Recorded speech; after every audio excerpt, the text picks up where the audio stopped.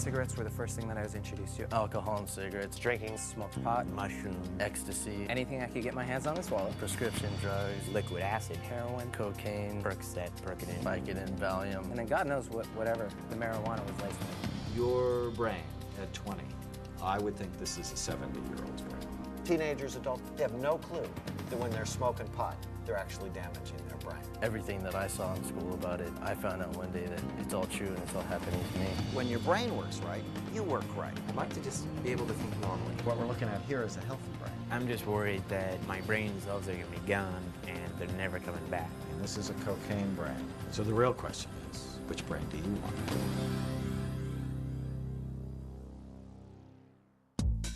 Dr. Daniel Amen is a psychiatrist, brain imaging expert, best-selling author, and medical director of the Amen Clinics.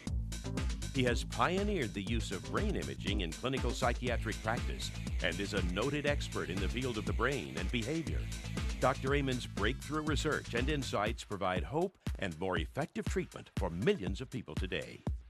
I spent the last 14 years of my life looking at the brain. We've done 21,000 scans. And one of the first things that I learned is that toxic things like alcohol, drugs, nicotine, much caffeine actually lower overall functioning in your brain. Most people never, ever learn that their brain matters, that the actual moment-by-moment functioning of the brain matters. So what we're going to do today is actually talk about the brain with a number of kids who've done drugs, kids who haven't done drugs, and what you'll see today is that when we image the brain, we can actually demonstrate damage to the brain. I mean, so it's really clear why you shouldn't use drugs, is because they damage your brain, and we can prove it by looking. My first experiences with any type of drugs or alcohol were cigarettes. Cigarettes were the first thing that I was introduced to. I was actually in 5th grade, so I started out pretty young.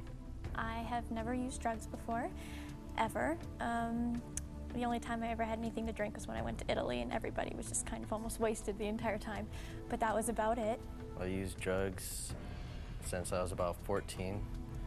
First time I wanted to use drugs, I went out on my own. I wasn't pressured by anybody. When asking around at school, school seemed to be a great place to get drugs. I've never tried using drugs. Mostly because I just never had a desire to. It didn't seem like a smart thing to do. It didn't seem like a cost-effective thing to do. My parents would kill me. And anyone that I know who had used drugs did not have good experiences and didn't make good choices because of it. I turned into a real bad alcoholic because at the time I didn't realize until later, like maybe 4 or 5 months, I was just drinking, you know, like go to a friend's house, I would take, 3 or 4 drinks before I went there. I would have to take drinks before I went anywhere.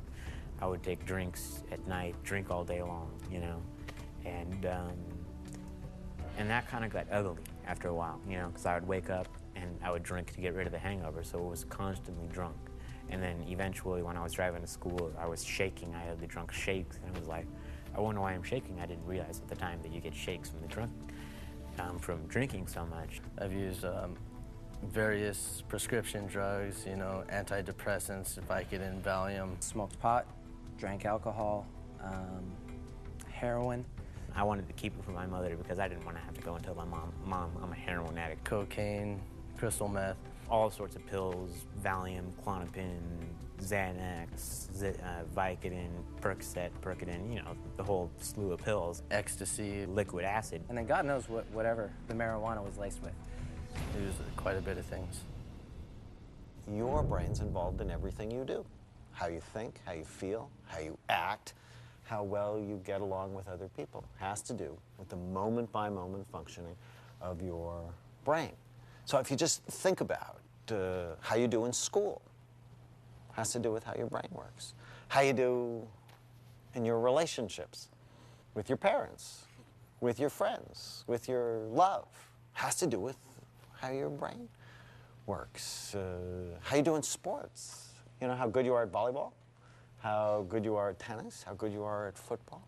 That's all controlled by your brain. At the beginning of my high school career, I moved, did a big move just to another country, and I was not happy about that at all. And there were just some really hard days in that time when I really struggled to find a way to cope with that. I never really considered drugs as an option. Didn't know of any way that I had access to them, but also never tried to come up with one, never looked for a way to use them. But it was a struggle to find ways to deal with that and to find an outlet for that frustration and depression. It was a great escape from everything. I mean, high school's hard. High school's hard, middle school's hard, growing up's hard. You know, I never really had triggers like most of my friends. Most of my friends would go, hey, dude, I gotta get drunk this weekend, man. My parents have been yelling at me all weekend, or all week, and my girlfriend broke up with me or anything like that. And for me, it was just more out of habit than anything. Always gonna do it, always did it, always did it. At that time, life was just kind of boring. Everyone has something in their life that they don't like. And I feel that whatever drug that they're using is a way for them to forget about that. You want to rebel, you want to be cool, you feel depressed, you don't want to self-medicate. There's a slew of reasons, many different reasons. When your brain works right, you work right. And when your brain has trouble, you have trouble in your life. If we looked at a healthy brain, what we'd see is this nice, beautiful, full activity brain. If we looked at a brain of someone who had a brain injury, or brain of someone who used heroin, we'd see overall decreased activity in your brain. So when your brain works right, you work right. When your brain is troubled, you have trouble in your life. And you've all known people who've had trouble, right? Trouble in school, trouble at work, trouble in relationships. And nobody ever thinks about your brain, but it controls absolutely everything. And that's why one of my goals is to teach people to love their brains. Sounds stupid, right? But if you don't love your brain and you don't take care of it, you're going to have a lot more trouble in life.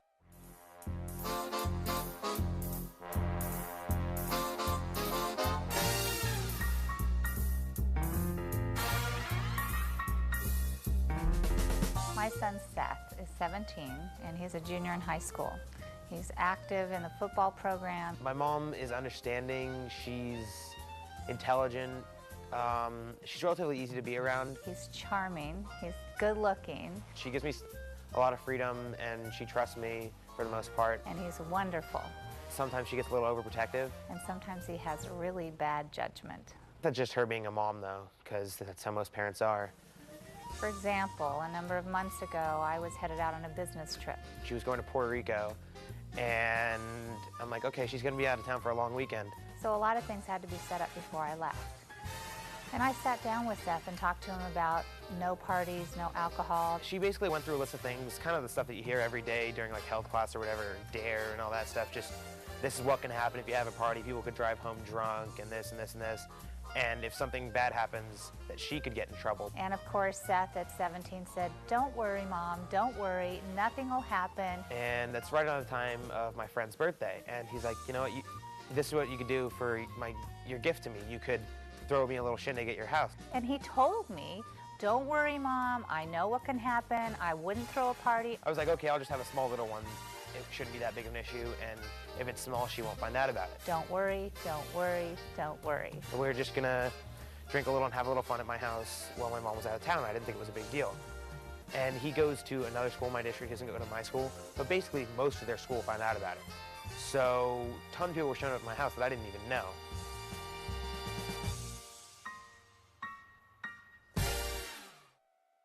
Did you know your brain's the most complicated organ in the universe? There is nothing as complicated as the human brain, nothing. Your brain, estimated to be about 3 pounds, has 100 billion nerve cells, or neurons, in the brain. And each neuron is connected to other neurons by up to 40,000 individual connections. You actually have more connections in your brain than there are stars in the universe. And even though your brain is only 2% of your body's weight, it uses 20 to 30% of the calories you consume.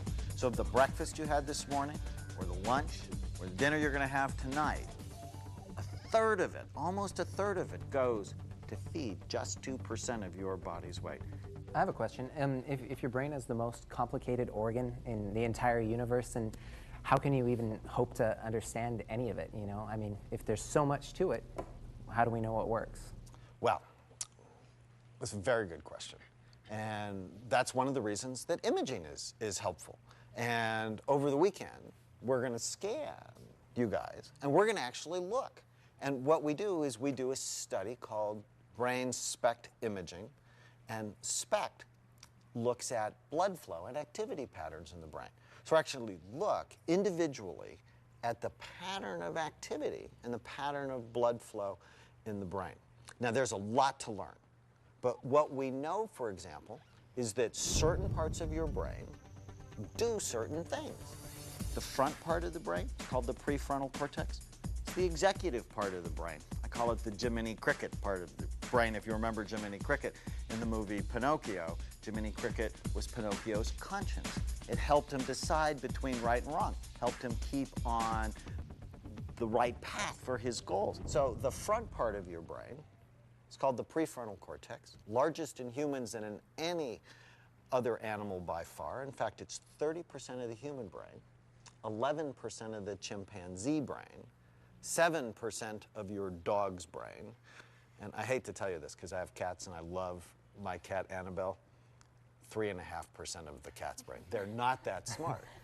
And what the prefrontal cortex is involved in is forethought and judgment, impulse control, organization, planning, concentration, thinking about tomorrow and planning your life effectively so that you can make that happen.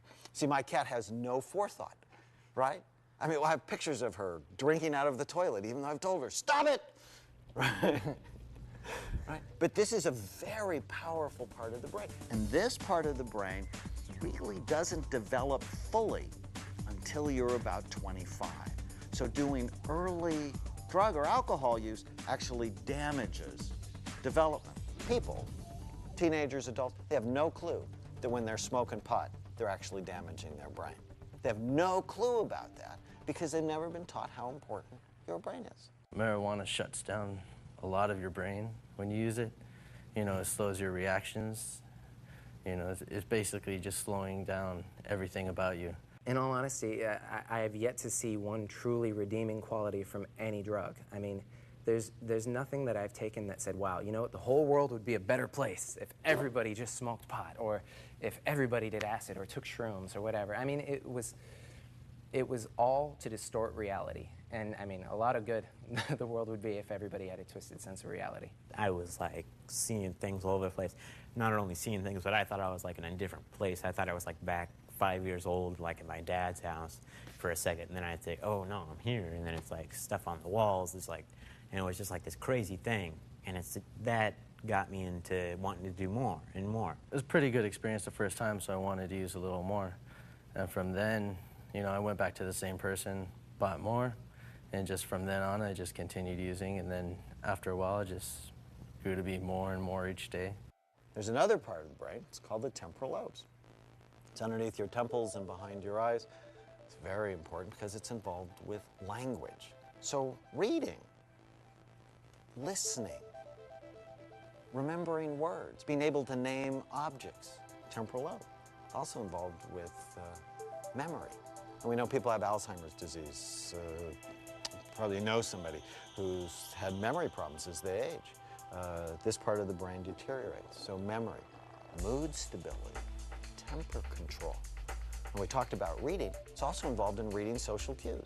Being able to look at somebody and go, you're interested in what I'm saying, or you're not interested in what I'm saying, right? So being able to read facial expressions is in this part of the brain. So one might think, well, that's really important if you want to get a date.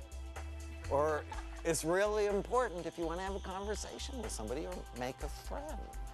But you know, the important point is that certain parts of your brain do certain things. When we talked about the back part of your brain, it's heavily involved with direction sense. I was stumbling around. I couldn't tell which direction was which. And I was walking from my friend's house back to my house, and normally it would be a 20-minute walk, and it took me 2.5 hours. The back half of the brain sort of receives the world or brings it in, so sight and hearing and taste and touch, the front half of the brain thinks about it and then decides what to do about it and then does it. So one is sort of a receptive function, the other one is a do something about it function. That's why the front part of your brain is so important. And then the green part, it's really not green in real life, but the green part is called the cerebellum. It's involved with coordination, but also thought coordination, being able to think quickly and learn easily. And so one of the things we find is coordination exercises, like dancing or doing certain sports, really help people think better. So playing music is a coordination exercise. It can be very helpful cognitively. But if you think about it, your brain is soft, housed in a hard skull. It does many important things. We should really be protecting it. When you're in the car, you should really wear your seatbelt, right? Because if your head goes through the windshield, even if you live, and many people live after that, they're not the same. They're not their best. I don't know really what happened. The neurons kind of just stopped, and I kind of said, whoa, I can really feel my acid now, and I just fell back. And then all I remember is, like, time just went away. Like 5 minutes later, I woke up, they were slapping me in the face, Karthi, Karthi, Karthi, boom, boom, boom. And I woke up, and I had somebody's finger in my mouth trying to keep my tongue. And I guess I had overdosed. I don't know if it was an overdose or sensory overdose or what, but that wasn't fun at all. Is it still possible to recover from brain injuries in general? I know you've spoken about physical injuries, but I mean, some of the injuries that we bring about on ourselves with drugs and things like that, once you damage your brain that way, is it stuck like that? Well, the very exciting news, and we have just learned this in the last 10 years, is that your brain can change. Now, obviously, if you do the wrong things for your brain, if you're smoking pot, if you're using drugs, if you use too much caffeine, too much nicotine, it's going to damage brain function. But the brain is very alive, and if you then stop those things and do healthier things, you can actually see the brain change. I wrote this cool book a couple of years ago called Change Your Brain, Change Your Life. And the reason it has that title is we have done hundreds of before and after scans looking at people who had troubled brains and then teaching them a brain-healthy life and then looking at them again. And what we find when we do the right things, we can balance your brain. So there's a lot that we can recover, especially if you're young. So whatever we see on your scans is good news, because you have what you have, right? It's good to know about what you have. But then the next thing is, what do you do about it? And hopefully you'll do the smart thing, which is love your brain, respect your brain, honor your brain, so that it will work better and you can be your best self.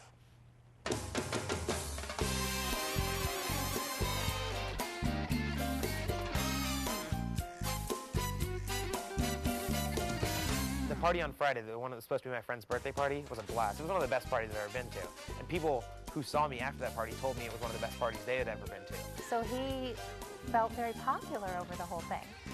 And people that he didn't even know were surrounding him and talking to him. The next day I cleaned it all up, and that wasn't that big of an issue. The big issue was Saturday night, because earlier in the week, I'd said something to one of my football buddies about, oh yeah, my mom's gonna be out of town this week. I was like, you should throw a party. I thought, oh, well, why not? Because probably not gonna get caught. So he's like, who do you want to come? I'm like, I don't know, invite some people, I don't really care. And when I told one of my friends, invite some people, it turns out that most of my school found out about it. So there'd be random people walking up to me at lunch during that school week going, hey, you're Seth, right? Huge party at your house on Saturday. I was like, oh no. This was Saturday midday, and I had talked to him a couple of times. And there was just something, there was a tone in his voice, or it wasn't what he said, not even particularly how he said it, but there was just something, a tone that maybe just a mother could know that something's different. Saturday night came around, me and a bunch of my friends were hanging out at my house. There was probably 50 people there at that point. At 9 o'clock at night, I called my friends who were supposed to be watching him, and I said, I think he's in over his head. I think something's going on. Would you please go over there? And they said, oh, sure. I still don't understand it to this day because somehow she knew that I was having a party and she wasn't even on the same continent. So they got up, a captain in the Navy and his retired Navy wife walked into my home with a minimum of 70 teenagers and more coming down the street at 9 o'clock at night. I was sitting on the couch, I had a beer in my hand, and she walks in, and I just looked at her, I'm like, wow. And he knew it was over. I'm screwed.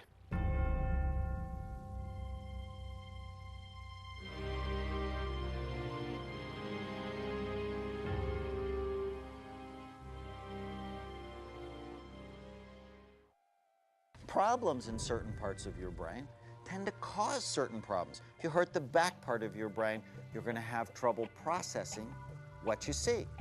If you have problems in the front part of your brain, you're going to have problems with judgment, problems with impulse control, problems with attention span, organization. You are not going to be able to think before you do things. So you might do things that are really not in your own best interest. I was up all night the night before doing drugs, before I took my SATs, and I had to drive far to take them. And so I got a very low score. Not, it wasn't like 500 or anything, but it wasn't good enough to get into a really good school. Had I graduated on time and had I continued with college immediately after high school, I feel that right now I would either be finishing school or I'd actually be starting the career that I want to do. I wanted to go to like NYU, I wanted to move, and I wanted to be out on my own and everything. Since using drugs, I haven't been able to accomplish very much of anything. Still working for barely more than minimum wage. Boom, all gone. No money, in and out of hospitals, heroin just, it's gone. Dreams are dead. If you have alcoholism in your family, or you have drug addiction in your family, you're at a much higher risk. When your brain is developing, this part is naturally warmer. It's naturally hotter. But if you do bad things to your brain, you're going to change how it functions as well. So it's always a combination. We're born with certain tendencies. I have 3 children, and their biological grandfather had a very serious problem with alcohol. I mean, even to the point where he was abusing people in his family. I told all 3 kids, if you never drink, you'll never have a problem. If you drink, you might have a very serious problem, because people who have it in their family, when they drink, they actually like it a lot more than people who don't have the vulnerability in their family to it. My dad was an alcoholic. He died when I was 12 years old of cirrhosis of the liver. Earlier, he was a hippie and everything, and he was dropping acid, shooting heroin in the 60s. The typical things, sold out in the 80s, became a businessman, ran an insurance company, coked out, drinking. That's why my mom and dad got divorced. Eventually it caught up to him, the alcohol, and he died. I had friends who told me that every time they used drugs, it was a choice that time, that they could either choose to or to not use that, and that they could choose to stop at any time, and I never really believed that. Once you get into the first one, it's on to the next one. It's getting a little more extreme. I never believed that they could stop whenever they wanted to, mostly because whenever it came up, it was always a very dire need, very need-based. At first, I didn't think I was running away from anything. I thought I was using it just because I enjoyed the effects that it gave me. There was always something that pushed them to that, and it was things that were not going away every time they used it.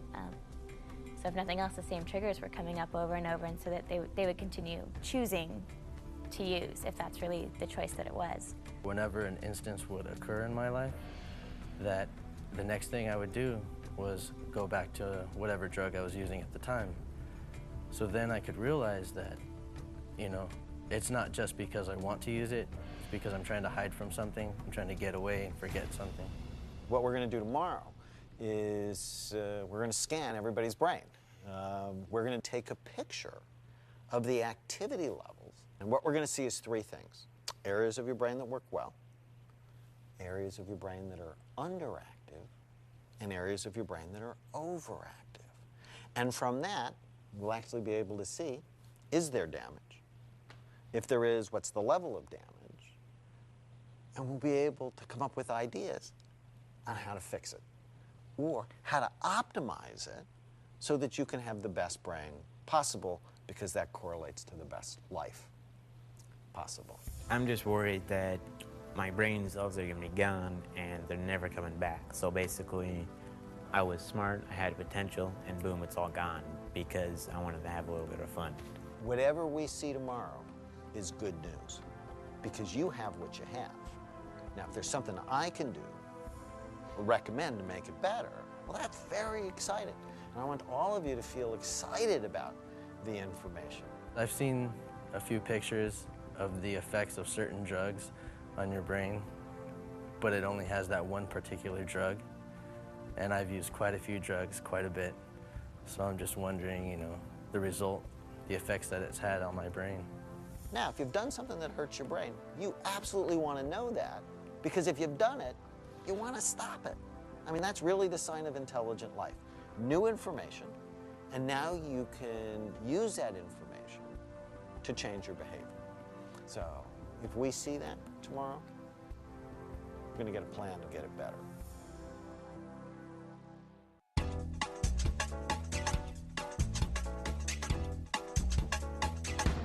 Pacing in a tiny hotel room, wringing my hands thousands of miles away, I knew he was okay. I didn't know what extent had happened. And when they got back and called me, I had the mom fill me in on what they walked in on, and then Seth got on the phone. I talked to my mom, and she basically hardly even talked to me. I mean, at that point, what could be said? I was very upset. I said, Seth, we talked about this. I cannot believe you did this to me and to us and to your friends. You put everybody at risk. I don't remember exactly what she said because I was pretty tired and I was pretty preoccupied with, oh my God, I just got caught. So I don't remember exactly what she said, but I know it wasn't a fun conversation, I can tell you that much. Well, I was in for some more surprises. And that was the next day I spoke to a young gentleman that was staying with us. He was 20. And he thought I knew about Friday night. She didn't even know about the one on Friday until one of my friends inadvertently told her about it. She was on the phone with him. And he started talking. And I said, Friday night? Yeah, Friday. And she was totally talking about Saturday. She's like, oh, tell me about Friday. So then I had to call Seth back. And I said, now you tell me about Friday night. And he denied and was going around in circles. And I said, stop it, I already know. That was not fun. And I had given him excuses before this. Oh, it got out of hand, kids don't know. I was making, there were no more excuses after I found that out. For the next month or so, my life was pretty much over. So when I did get home, he came to greet me, you know, the usual hug, and I don't think I hugged him back, and that's very rare. I was livid, and I was hurt. It was pretty scary. Like, I've never really been afraid of my mom, but she was mad. And I walked in, and my beautiful tile floor was sticky like I have never known it. The carpets had to be cleaned because there were some stains, and a couple sprinkler heads got broken. There were bashes on the wall. And the piping under the driveway started to leak. I think, now nobody will collaborate with me on this, but I believe there was some pot smoking in the garage. It was basically completely filled with smoke, like you could walk in there, you hardly see in front of you. I'm like looking around my own home as if I didn't know what I was gonna find. Total damage money-wise, it was... Oh my gosh, I can't even think about that. I lost my mom's trust, which was a bigger consequence than the punishments that I received, because after that she wouldn't go out of town for a while and she didn't really trust me, and I had had her trust for so long I didn't really know what it was like not to have it. My greatest fear is that he doesn't relate to the seriousness of alcohol and drugs. I know that some of those kids that were getting really wasted at my parties, I probably shouldn't have been assisting them in that, but I guess I didn't really think about it at the time. I grew up with this in my home, and it hurt us. It changed us. I know on her side we have alcoholism and diabetes in the family, and I know on my dad's side as well we have a little bit of alcoholism. And I know genetically that my children come at this with a vulnerability. And so I would like them to recognize that seriousness. She doesn't want that to happen to me. She doesn't want that to happen to my kids either, for me to become an alcoholic or something. I mean, there's so many things where this could go, and I don't want to lose it. It can make you die young, and I don't want to die young.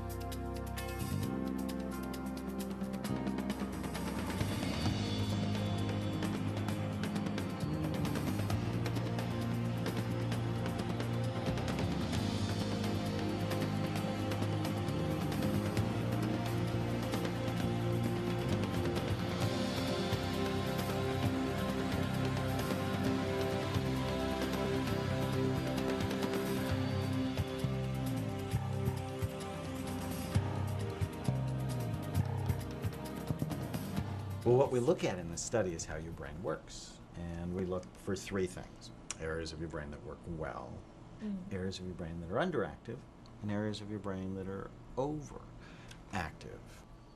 Now, overall, your brain is really healthy. That's just an area that's a little bit underactive compared to what we would like to see.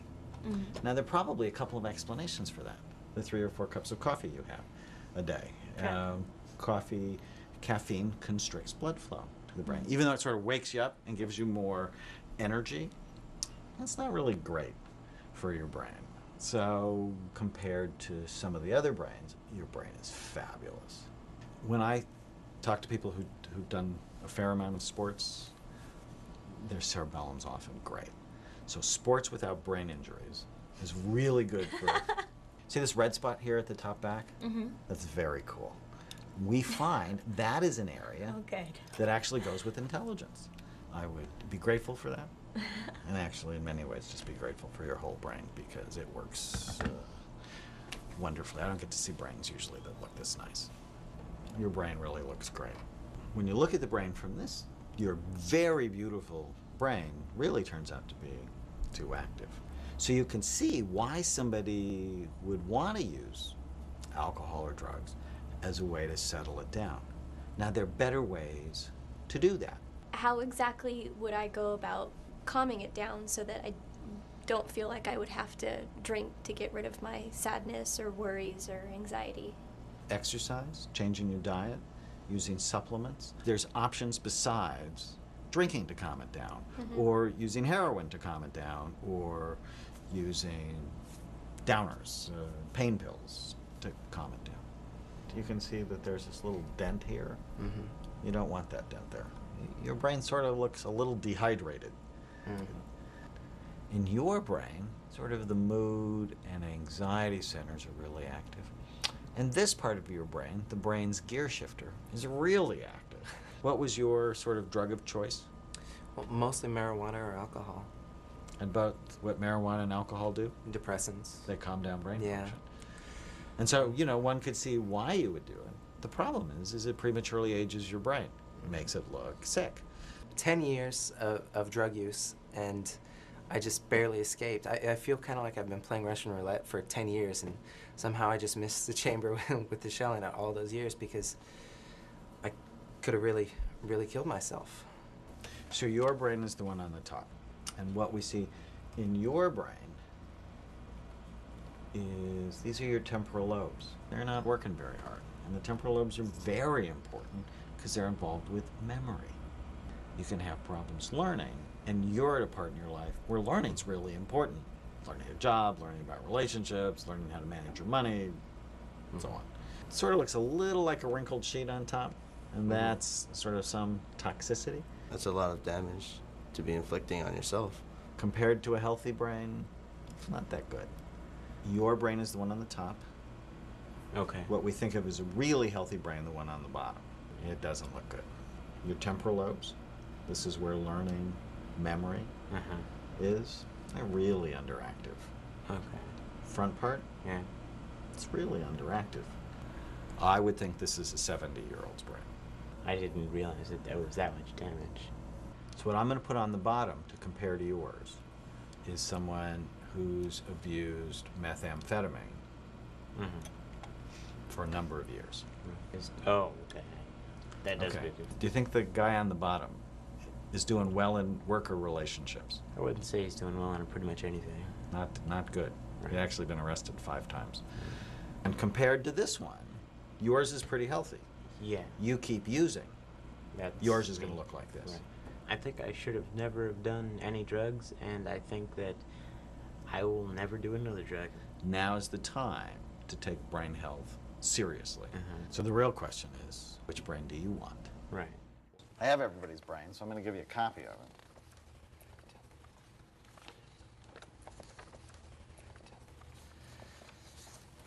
Thank you.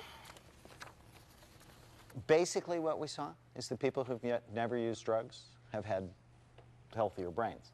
That makes sense. The exciting thing is even if you can see damage in your brain, like somebody took an ice cream scooper and scooped parts of it out, what we're looking at is how your brain functions. And if you can take the images and combine that with the decision, I need to take care of my brain. I need to think about my brain, love my brain, nurture it, then odds are over time you'll be at your potential. Let's talk just briefly about a couple of things you can do to keep your brain healthy. And this really applies to all of us. The first thing is protect your brain. The brain is very soft. Your skull is really hard. Do not put yourself at risk for brain injuries. You know, wear your seatbelts. Don't ride motorcycles. Wear your helmet if you're riding a bicycle. I mean, really think about protecting it. I tell people golf is good, tennis is terrific, table tennis is the world's best sport because it doesn't put you at risk for brain injury. In protecting the brain, avoid toxic substances. I mean, obviously, we've been talking about alcohol is toxic for the brain, as is marijuana, as is heroin and painkillers. LSD, ecstasy. Ecstasy is actually terrible for the brain because it depletes, means it gets rid of a certain neurotransmitter that helps people with their mood. And they feel better, and then they feel worse. Nicotine constricts blood flow to the brain. It actually prematurely ages your brain. And if we looked at your brain, I know you're smoking, it's older than you are, and you don't want an old brain. Caffeine. Caffeine constricts blood flow to the brain. Okay? Now, if you have a cup of coffee a day, that's not a big deal. But if you're having 6, your brain will prematurely age itself, and it will end up looking older than you are. Make sure you get enough sleep.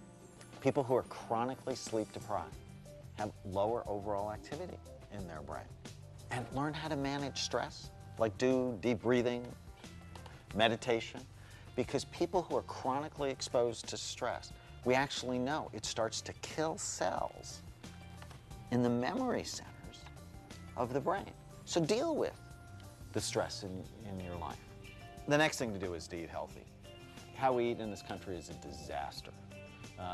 And even as teenagers and young adults, it's critical. You are what you eat. Lean protein, complex carbohydrates, that means more vegetables, and fruits, and get rid of the simple sugars in your life and a lot of the fat. And when they say supersize it at the fast food place, say no, because people who eat less actually live longer and their brains are better. Multiple vitamin every day. It's really healthy because we just don't have balanced diets. And if you take 100% multiple vitamins, actually a study from England where kids who did that on a regular basis, they did better in school. Right? They just had the nutrients they needed. Exercise. Physical exercise boosts blood flow to the brain. Does so many good things to your brain. Helps your heart work better so your heart can actually get good blood flow. And blood is what delivers oxygen and fuel to your brain. So exercise is just critical to keeping your brain healthy. And mental exercise. Even though you might not be in school, keep learning.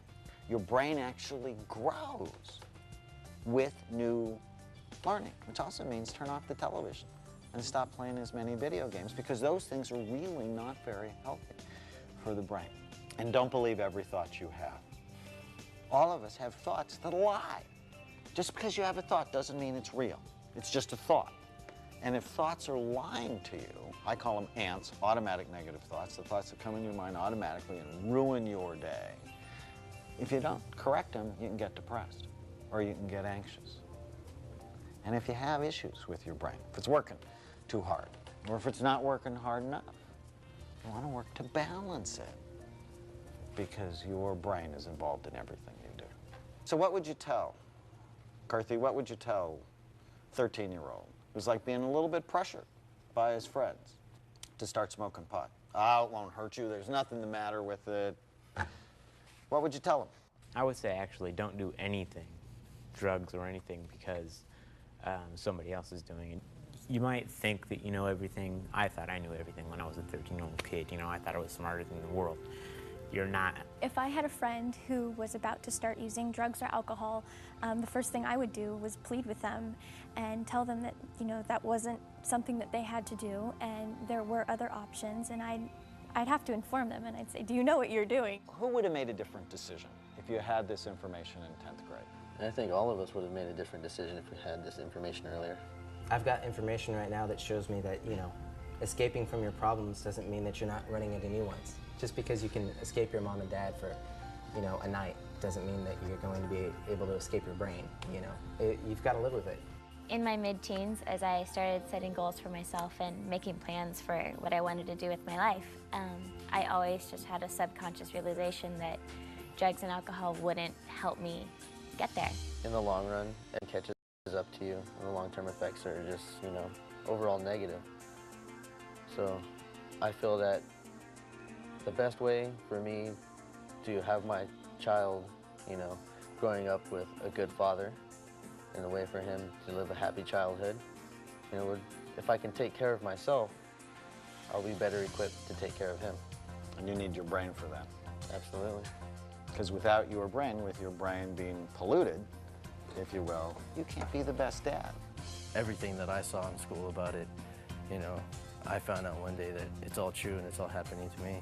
I know a lot of people don't take into consideration, oh, this might affect my brain, or I might not be able to do this when I'm older. Every decision that you make, I mean, you look at all these little dents in your brain and you're like, okay, that was 8th grade when I smoked out with my friend after school. That was every morning drinking a shot of Jack Daniels, you know, stuff like that. It's like, oh man, every decision was really, really right there. Now that you've seen the scientific proof that drugs and alcohol damage your brain, it's critical to answer this question: which brain do you want? Whether you're at a party, whether you're feeling depressed, whether you're feeling pressured to use drugs, you have to answer the question: which brain do you want? It's also important to pass on the information, to have your friends and the people you love answer the question.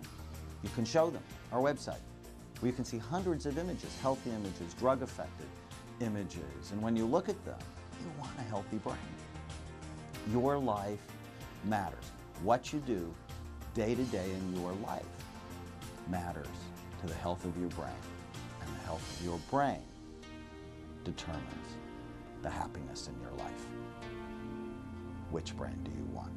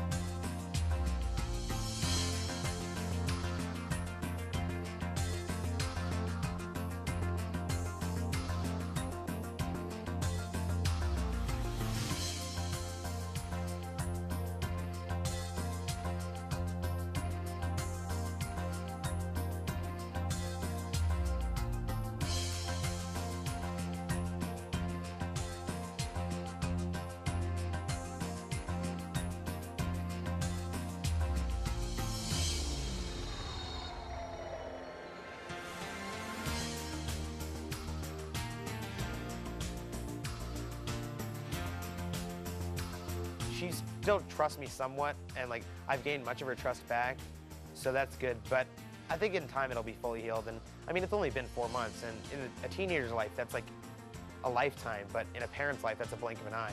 He has a much greater appreciation of mother's intuition. I can't tell you what it was in that phone call, but you know, he respects that, and he's scared.